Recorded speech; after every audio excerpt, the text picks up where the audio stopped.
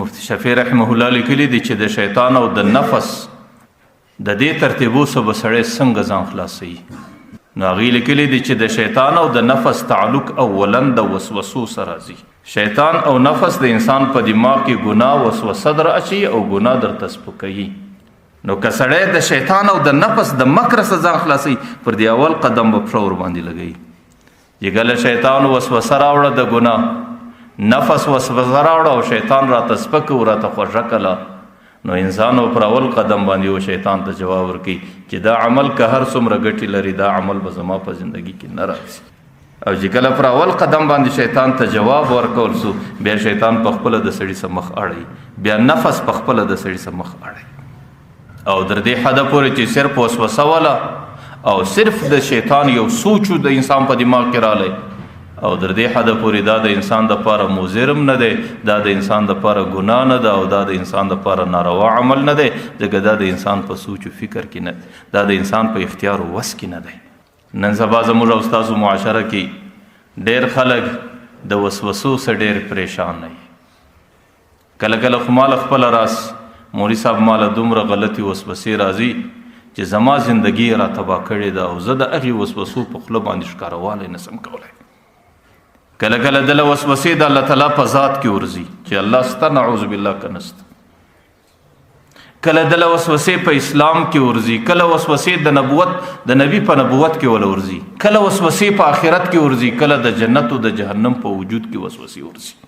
او هغه غریب دی وسوسو دومره پریشانه کړی چې کله دا وسوسې دی درته ذکر کوي نو د هغې په مابین کې د ډېر غم او درد سباره در سترګو اوښکې راځي او ژاړي، او دستي به درته وایي چې دې وسوسو تباه کړی یم، دې غر کړی یم، د دې به دومره غم او فکر ورسره وي. لیکن زه دا وایم ګورئ دا ښکاره خبره ده چې وسوسه چې کله د وسوسې در حده پورې نو د هغې ډېر غم او فکر او پریشانی نه کول،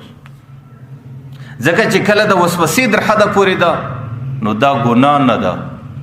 او دا د الله تعالی نافرمانی نه ده، او په دې باندې سړی خرابېږي نه، په دې سړی ګناهګاره کېږي نه، چې په کوم عمل باندې سړی نه ګناهګاره کېږي د هغې په خاطر باید سړی د ځانه سره غم او پریشانی نه کړي پیدا. نو ځکه وسوسه چې د وسوسې در حده پورې د وسوسې در حده پورې په دې کې هیڅ مشکل نشته، بلکې د دې دپاره اسانه طریقه دا ده چې کله وسوسه دماغ له د ګناه دا راله او نورې خرابې وسوسې دماغ له رالې، دستي د دماغه سیستل او د هغې پر ځای باندې بله وسوسه او بل فکر دماغ ته وراچول، په هغې وسوسه په دې دماغ کې نه تکیه کول، ځکه شیطان په دې باندې خوشحاله کېږي چې انسان په دې وسوسو کې نور روان، یوه وسوسه ختم سوې نه بله راسي بله راسي، او چې در څو پورې انسان په دې وسوسو کې رواني نو دا د شیطان د رضا او د شیطان د خوشحالۍ عمل دی.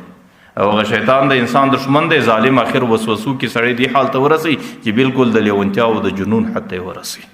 نو د دې وسوسو څخه ځان خلاصول